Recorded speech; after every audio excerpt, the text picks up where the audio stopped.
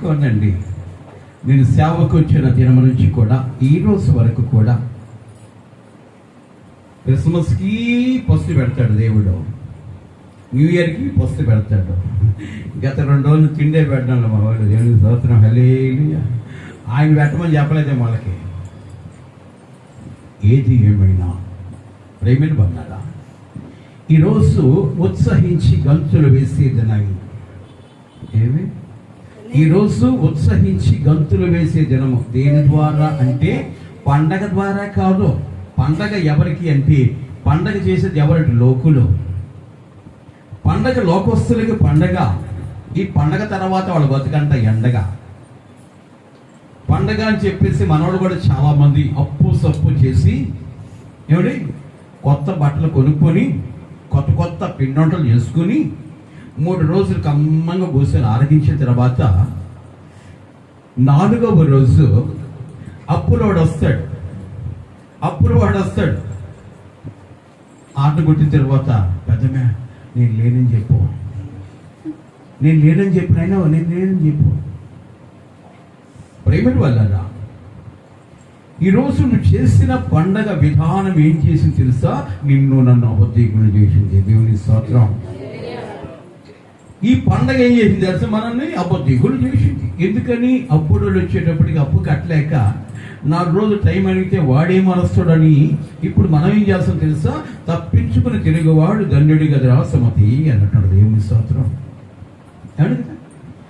ఆ 4 రోజుల దాకా చాలా ఆనందం పడుతుంది. కట్టుకున్న బట్టలు చూసినప్పుడు ఏకవు చీర భలే ఉందక్క, ఏనో సూట్ భలే ఉందన్న.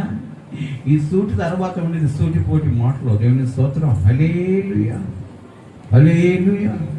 ప్రేమని వల్లరా, పండగ ఎవరికి అంటే ప్రభువుని ఎరిగిన వారికి పండగ. దేవుని స్తోత్రం. ప్రభువుని కలిగిన వారికి పండగ, ప్రభువుని కలిగిన వారికి పండగ, ప్రభువుని ఎరిగిన ఆయనలో జీవించే వారికి పండగ. నిజమైన పండగ అది. ఇదంతా లోకానికి పండగ. ఇది మా పండగ అని చెప్పుకోవడానికి ఏమంటే ఇది మా పండగ అని చెప్పుకోవడానికి చాలా మందికి ఇది కొంచెం కోపంగాను మండినట్టుగా ఉండొచ్చేమో. మందిరానికి రాకుండా పిండొంటలు చేసుకొని వాయినాలు ఆ కొంపకి ఈ కొంపకి పండించి ఇది మా పండగ అని చెప్పుకున్నాం. దేవుని స్తోత్రం. దీని ద్వారా దేవుడు ఏమన్నా మహిమపరచబడతాడా? అందామా? దేని ద్వారా నీ దేవుడు మహిమపరచబడతాడంటే నీ ప్రతి కదలికలో దేవునికి జ్ఞాపకం చేసుకొని దేవునికి కృతజ్ఞత కలిగి ఆయనకి నమ్మకంగా జీవించే వాడిని బట్టి దేవుడు ఆనందిస్తాడు. దేవుని స్తోత్రం, హల్లెలూయా. కాబట్టి ప్రియమైన వారందరూ ఏ స్థితి కలిగి ఉన్నారో ఒకసారి జ్ఞాపకం చేసుకోవాలి. ఎలాంటి విధి విధానం కలిగి ఉన్నామో జ్ఞాపకం చేసుకోవాలి. కొత్త బట్టలు లేదండి పండగ, కొత్త పిండి వంటలు లేదండి పండగ, ఆల్రెడీ కొత్త డెకరేషన్లో లేదండి పండగ.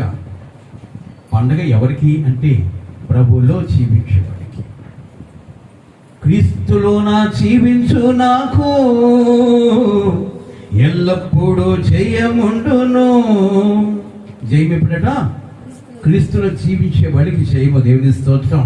పండగ చేసుకునే వాడికి కాదండి చేయము. ఈ పండగ ఎంతవరకు అంటే 4 రోజుల తర్వాత ఈ పండగ ఇప్పుడేడా మనగది అయిపోయింది, ఇంకో సంవత్సరానికి. అప్పుడు దాకా పండగని జ్ఞాపకం చేసుకోం. అది కాదండి క్రైస్తవుని జీవితము. క్రీస్తు నీలో ఉదయిస్తే నిజమైన పండగ జరుగుతూ ఉంటుంది ప్రతి దినము. దేవుని స్తోత్రం, హల్లెలూయా, హల్లెలూయా. పండగ మటుకు చాలా జాగ్రత్తగా వచ్చామండి. ఏమండి రానోళ్ళు కూడా వస్తారన్నమాట లేటెస్ట్గా పండగ ఒకసారి. ఎందుకో తెలుసా? కృతజ్ఞత చెల్లించిన ఒక యాపిల్ ఆ ఏసనది 10 చెప్తాడు. ఒక యాపిల్ ఇసుకాయో ఆ గజనంకాయ చేసుకొచ్చేసి ఆయన ముఖాన్ని కొట్టి ఏమిటి ప్రార్థన చేసుకుని వెళ్ళిపోతాడు. మళ్ళా ఈ ప్రార్థన ఎప్పటికీ తెలుసా? తిరిగి వచ్చే సంవత్సరానికి. మన క్రైస్తవుల స్థితిగతులు ఎలా ఉంటాయి తెలుసా?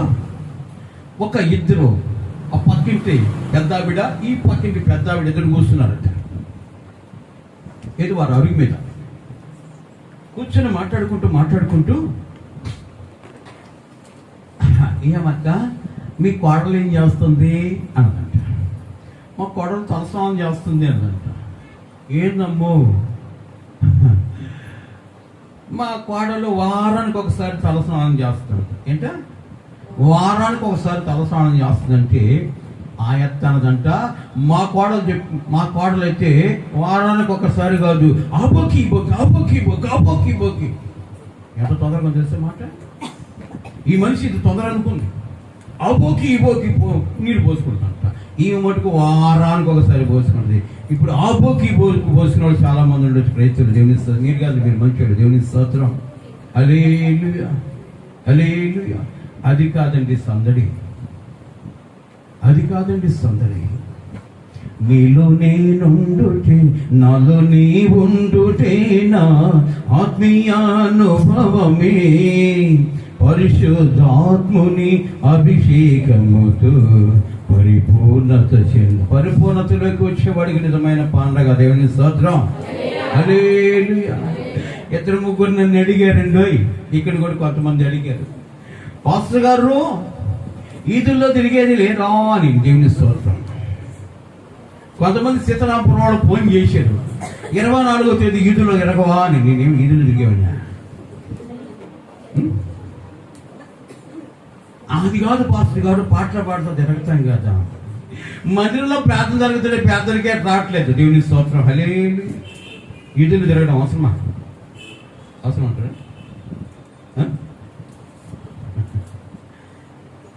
ఇది చేసి దాన్ని చెయ్యి, అప్పుడు దేవుడు గణపరచబడతాడు. కొట్టి చప్పట్లు. చెయ్యి, దాన్ని చెయ్యి.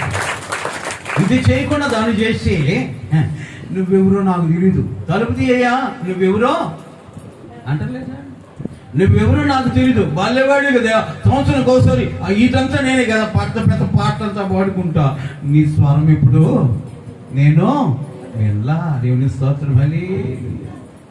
నీ స్వరం ఎప్పుడు నేను వినాలంటే నువ్వేం చేయాలి తెలుసా? నీవు నా సన్నిధికి వచ్చి నన్ను వెదికిన ఎడల నీవు నన్ను కనుగొంటావు, నేను నీకు కనబరుచుకుంటా. కొట్టు చప్పట్లా. నీవు నా దగ్గరకు వచ్చి నన్ను వెతకాలే. ఈతలు ఎక్కితే ఏం కూడా తప్పితే ఏమండి? హల్లెలూయా హల్లెలూయా. ఎక్కడ వెతకాలో అక్కడ వెతికితే ఆయన కనుగొంటావు. అప్పుడు నీ కష్ట నష్టాలు తొలగించబడతాయి. దేవుని స్తోత్రం. హల్లెలూయా. కాబట్టి ప్రియమైన వాళ్ళదా, ఏ స్థితి కలిగిన ఒకసారి జ్ఞాపకం చేసుకోవాలి. వాక్యం లేఖలో లూకా సువార్త 2వ అధ్యాయము 10వ వాక్యం త్వరగా. అయితే ఆ దూత, ఏ దూత?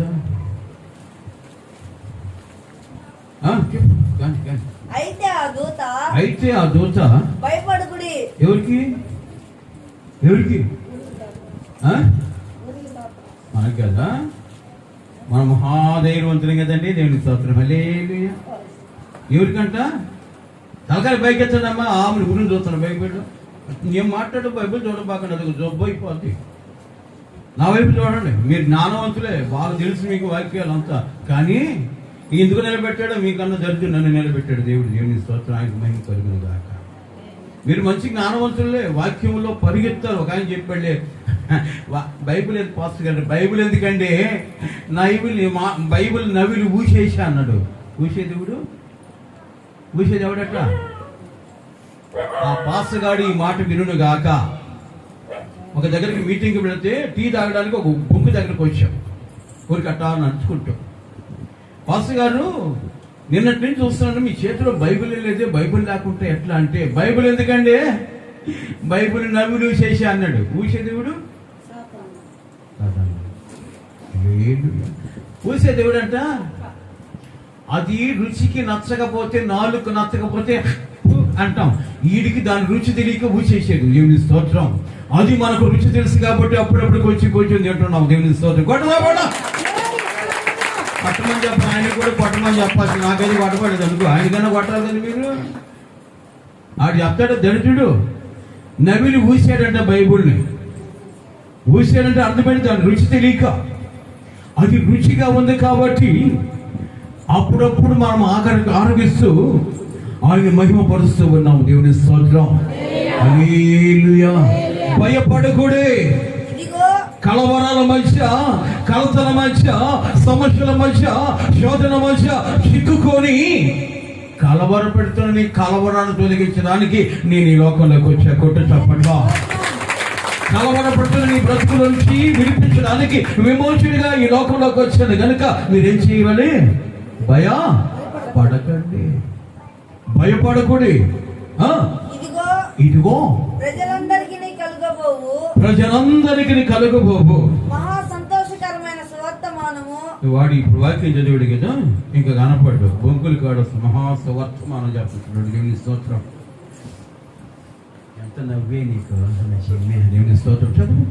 మహా సంతోషకరమైన వాళ్ళ అమ్మ గురించి సువర్తమానము. చూస్తుంది, ఏంది నా పెట్టినట్టు అంటున్నావు అని. దేవుని స్తోత్రం. చదువునైనా మహా సంతోషకరమైన సువర్తమానము. ఏ వర్తమానమో సువర్తమానము. ఏడా ఆ ఇంటి సంగతులన్నీ ఈ ఇంటికి మోసే. అదే సువార్త కాదు కదా. అసలు నేను మీకు తెలియజేయుచున్నాను. నేను మీకు తెలియజేస్తున్నాను.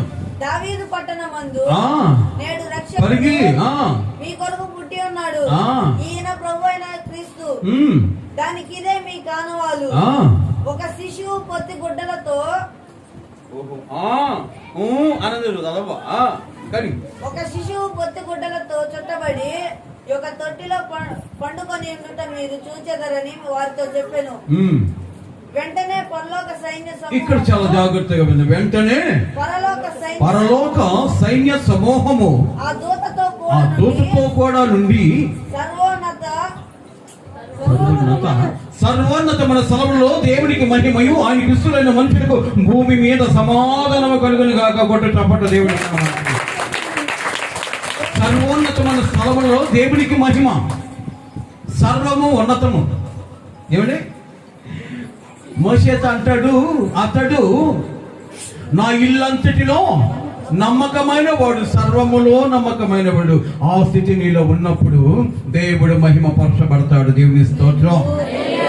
ఈరోజు మందిరానికి వచ్చినప్పుడు ఒక రకంగా, బయటికి వెళ్ళిన తర్వాత ఇంకొక రకంగా, ఇంకొక దగ్గరికి పోయిన తర్వాత ఇంకొక రకంగా. మా స్టూడియోలో, నేను టీవీలో వాక్యం ఇచ్చిన స్టూడియోలో బిడ్డలు ఉన్నారు. మహేష్ బాబుకుడు, బాలు అనే పిల్లలు. అయ్యగారు కోటు ఉంది అయ్యగారు, ఎవరు వేసుకోలేదు, ఇంకా కొత్త కోటు మీరు వేసుకోండి అయ్యగారు అన్న. కోటు నాకెందుకు అయ్యా, నేను వేసుకోలేదు. సరే. తర్వాత ఒక పాస్టర్ గారు నా దగ్గరకు వచ్చి ఆయన కూడా ఈ మాట విన్నారు. పాస్టర్ గారు ఎప్పుడు ఇట్టే ఉంటువే, ఆ టీవీలో అన్న గారి కోటు వేసుకోవచ్చు కదా అన్నాడు. అప్పుడు నేను ఒక మాట చెప్పా, నేను సినిమా యాక్టర్ని కాదు, టీవీ యాక్టర్ని అసలు కాదు. నేనేమన్నా అవసరం వెళ్ళినా బయట ఒక రంగు, ఇంట్లోకి ఒక రంగు వేసుకోవడానికి. దేవుని స్తోత్రం. యేసయ్య మాట్లాడు, నేనే. దేవుని స్తోత్రం. నేనే. నాలో మార్పు లేదు, తన బిడ్డలో మార్పు రాదు. దేవుని స్తోత్రం. హల్లెలూయా, హల్లెలూయా. ప్రేమను వాళ్ళ సర్వోన్నతమైన స్థలములో దేవునికి మహిమయు ఆయనకి ఇష్టలైన మనుషులు. ఎవరాళ్ళు? మనమా? ఆయనకి ఇష్టలైన మనుషులు ఎవరట?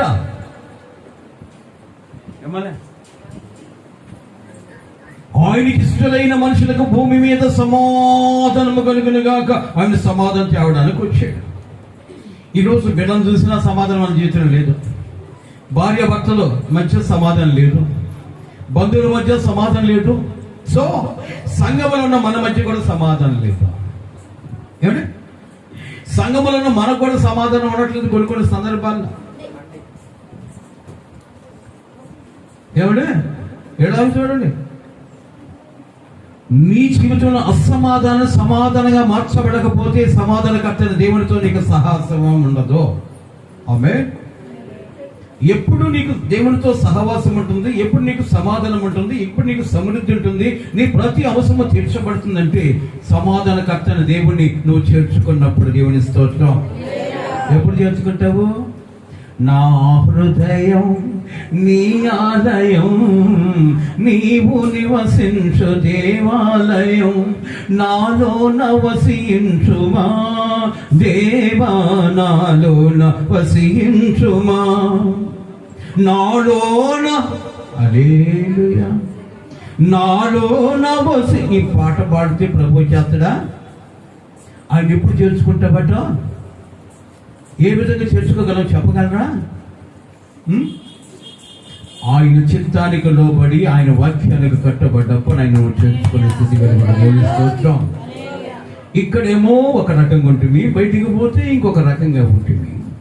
మన వేషధరణ, మన ప్రవర్తనలో మార్పులు చేర్పులు కలుగుతుంటే కొన్ని సందర్భాల్లో క్రైస్తవుడు సమాజానికి వేరైన వాడు. దేవుని స్తోత్రం. నీ క్రియలో వేరుబాటు కనబడాలి, నీ అలవాట్లో వేరుబాటు కనబడాలి, నీ మాట తీరులో వేరుబాటు కనబడాలి, నీ చూపుల్లో వేరుబాటు కనబడాలి.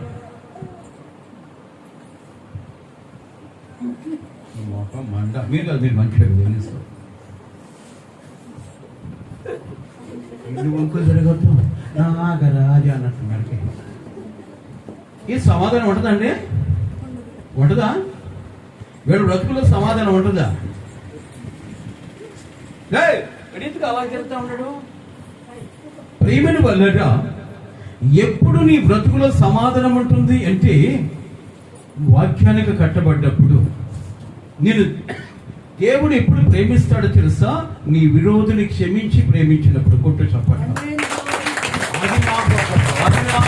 అది మా గౌరవం అన్నట్టు నీకు అప్పట్లో బంధువులు ప్రేమిస్తామండి, ఎంత లవ్వో.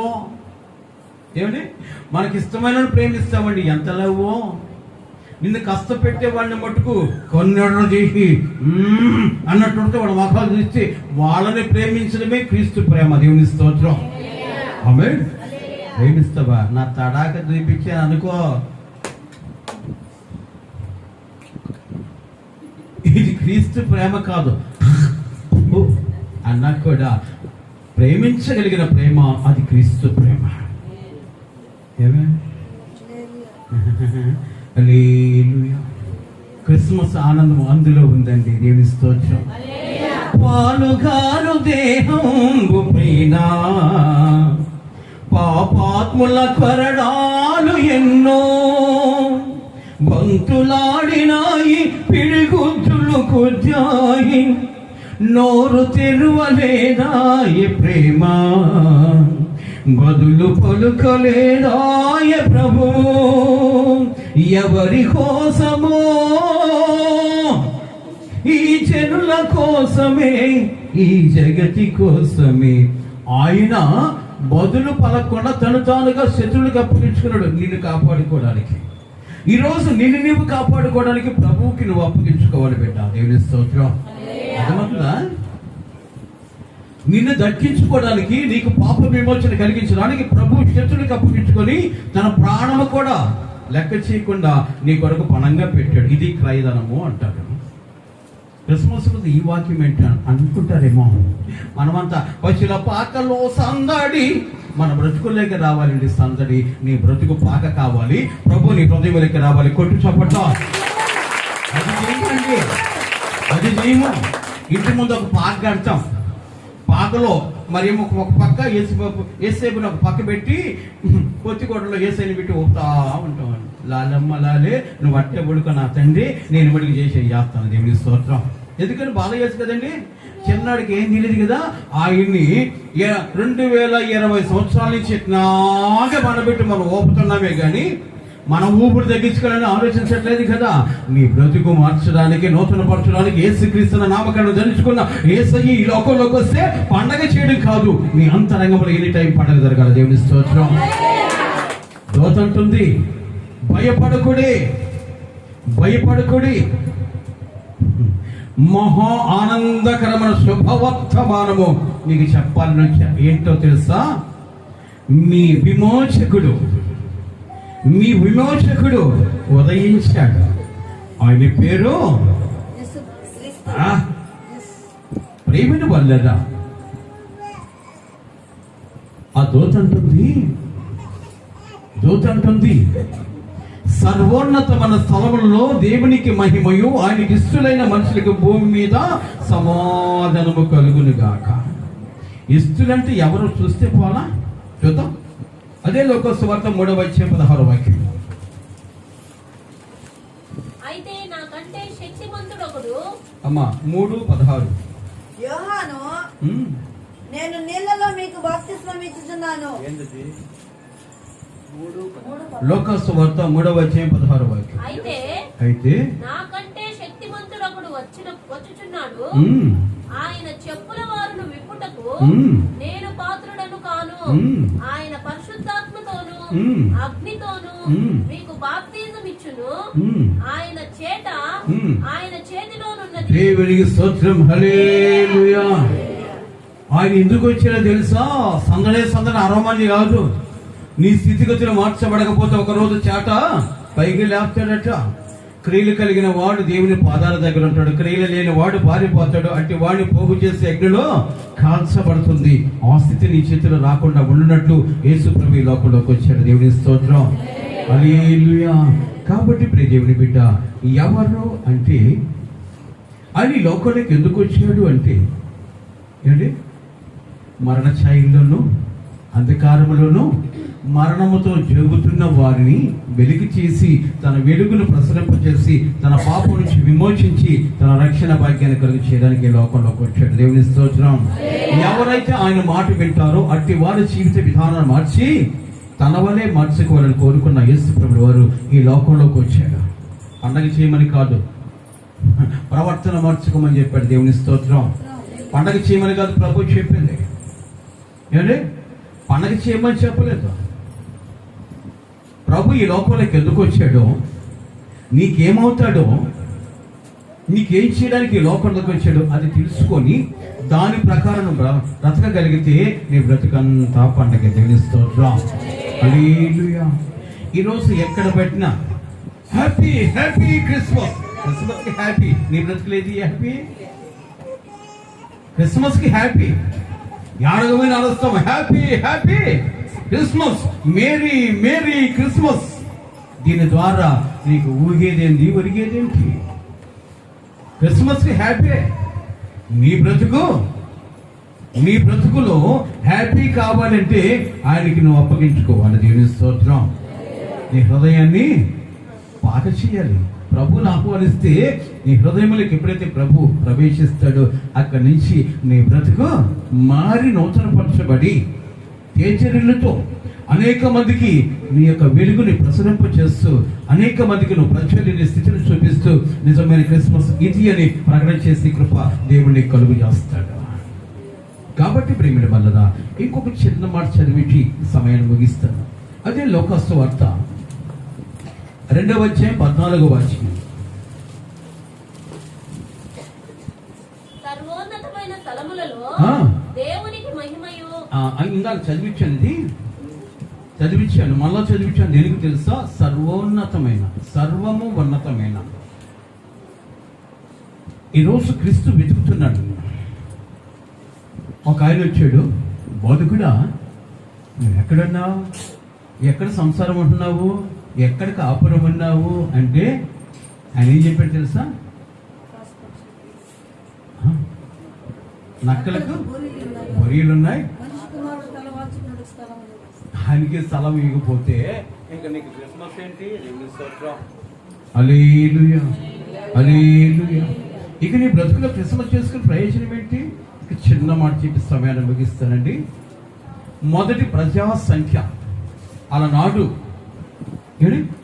యోదయ బెత్లెహేములో వాళ్ళ గ్రామాల్లో ప్రజా సంఖ్య రాసుకోవడానికి అందరికీ పత్రికలు వచ్చేసాయి. అప్పుడు యేసేపు దావీదు వంశములను గోత్రములను పుట్టినవాడు కనుక ఆయన కూడా అడగబోయి ప్రజా సంఖ్య రాయించుకోవాలి. ఈయనకు ఒక డ్యూటీ ఇచ్చాడు పరిశుద్ధాత్మ దేవుడు. ఏంటో డ్యూటీ? ఏం డ్యూటీ అంటారేంటి?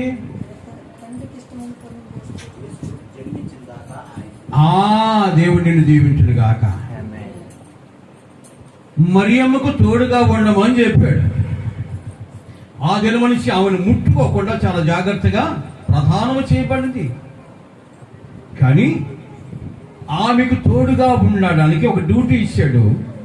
ఇప్పుడు ఆమెకు తోడుగా ఉండాలంటే ఈయన ప్రజాసంఖ్య రాయించుకోవడానికి పోవాలి కాబట్టి ఈమెను విడిచిపెట్టి వెళ్ళిపోతే దేవుడు చెప్పిన మాట దగ్గరించినట్టే కాదా? సో నేను అనుకుంటున్నాను, నాకు ఇచ్చిన ఆలోచన. ఇప్పుడు ప్రభు మాటని మీరకుండా బ్రతకాలంటే ఇప్పుడు యేసేపు ఏం చేయాలా? ఆయన పోయే స్థలానికి ఈమెను కూడా తీసుకెళ్ళిపోవాలి, అంతే కదా. ఇక తోడు ఉండేవాడు ఆకు తోడుండాలి కాబట్టి ఇతను సొంత పని చాలా అర్జెంట్ పని ఉంది కాబట్టి ఇప్పుడు ఏం చేయాలా?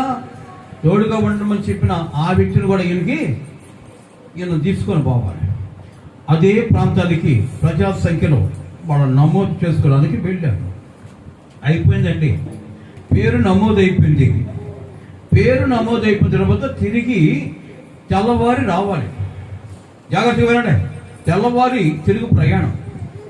కరెక్ట్గా మంచి రాత్రుల్లో మరియమ్మకి ఏమొచ్చింది? కడుపు నొప్పి వచ్చేసింది. విపరీతంగా బాధపడిపోతుంటే ఈ వ్యక్తికి ఏం తెలియదు. బిడ్డల కన్నా వ్యక్తి కాదు, ఆమె బిడ్డల కన్నా వ్యక్తి కాదు. అలమటించి ఏడుస్తూ ఉంటే ఒక ఇంటికి వెళ్ళి, ఇప్పుడు ఈ ఇంటికే వెళ్ళి తలుపు తెచ్చాడు. మా సుశీలమ్మ ఇంటికి వెళ్ళి తలుపు తెచ్చాడు.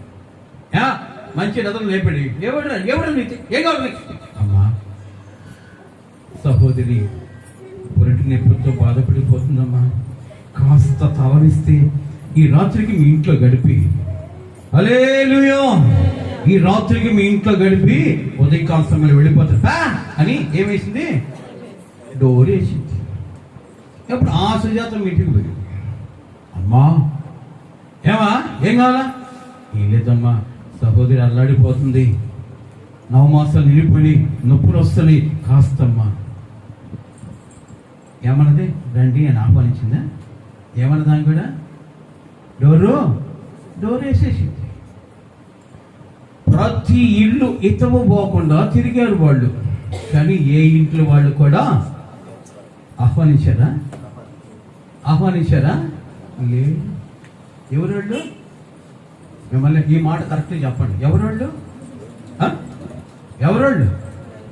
మిమ్మల్నేనమ్మా? కాదండి, మన పితరుల తండ్రి ఆది తండ్రులు కదా. ఆ బ్లడ్డే కదా మనకు కూడా ఇప్పుడు. ఆ బ్లడ్డే కదా, వేరే బ్లడ్ ఏమైనా వచ్చిందా? అదే బ్లడ్డేనా? బ్లడ్ ఏమైనా మారిందా? నోట్ తెరవడే. అదే బ్లడ్ ఏమైనా మారిందా? లేదు కదా. ఏసై బ్లడ్ వాళ్ళ ఉంది, ఆ బ్లడ్ ఎడుకొచ్చింది, కానీ బ్లడ్లు మారినాయి. ఎందుకని? బ్రతుకు మారేటప్పటికి. దేవుని స్తోత్రం, హల్లెలూయా. ఈరోజు ఏమండి, ఆ గ్రామములో పురిటాలుగా ఉన్నప్పుడు స్థానం ఇవ్వాల. ఏ ఇంటికి వెళ్ళి తలుపు తట్టినా కూడా తలుపు తీలా, అలమటించి ఏడుస్తూ ఉంది. ఎవరి కొరకు అంటే లోక రక్షకుడు ఉదయించడానికి సమయం అయింది కనుక ఆ లోక రక్షకుడి తలదాచుకోవడానికి ఏ కొంపలో కూడా స్థలము లేదు.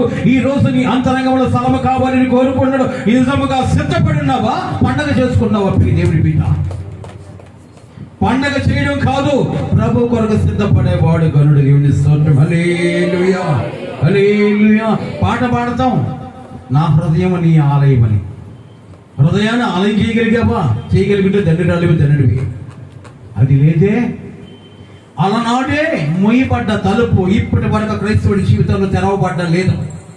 కానీ పండగ చేసుకుంటాం, ప్రభు మటుకు ఆహ్వానించాం, కానీ పండగ మటుకు చేస్తాం. అవునా కదా? పండగ చేస్తాం, చెయ్యొద్దని చెప్పలేదు. ప్రభువుని కలిగి చేసే పండగ నిజమైన పండగ. దేవుని స్తోత్రం.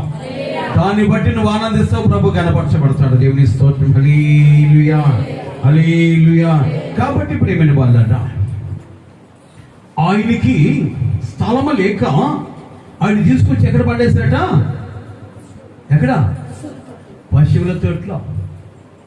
మన బిడ్డ, సో మన చెల్లో, ఏమండి, మన భార్య ప్రసవ వేదంతో హాస్పిటల్లోకి రూమ్లోకి తీసుకెళ్ళిపోతే ఎట్టా బిడ్డ పడుతుంది. కాబట్టి ఆ బిడ్డకి ఏమేమి కావాలో తన భర్త మెడికల్ షాప్కి వెళ్ళిపోయి పడుకోవడానికి ఒక బెడ్, దోమలు కొట్టుకున్న ఒక నెట్టు కదా. బిడ్డకి ఎన్ని ఆశలు కలిగి ఉంటామో, కానీ నీ బ్రతుకు మార్చి యేసయ్యకి ఏది నువ్వు అందించలేకపోయినవే నువ్వు క్రైస్తవుడని చెప్పుకోవడానికి సిగ్గు శరం ఉండాలి. దేవుని స్తోత్రం. క్రైస్తవుడని చెప్పుకోవడానికి సిగ్గు శరం ఉండాలి. ఏ స్థితి కలిగి ఉన్నా ఒకసారి జ్ఞాపకం చేసుకోవాలి. పండగ చేయొద్దని చెప్పట్లేదు కదా, నీ అంతరంగంలో పండగ జరుగుతూనే ఉండాలి ఎనీ టైం. దేవుని స్తోత్రం, హల్లెలూయా. ఏందబ్బా ఈ టైపు అంటారేమో. పండగ ఎవరికండి? లోకులకి పండగ. నిజమైన పండగ ప్రతిరోజు నీకు పండగ. దేవుని స్తోత్రం. నిజమైన క్రీస్తుని ఎరిగిన ప్రతి బిడ్డకి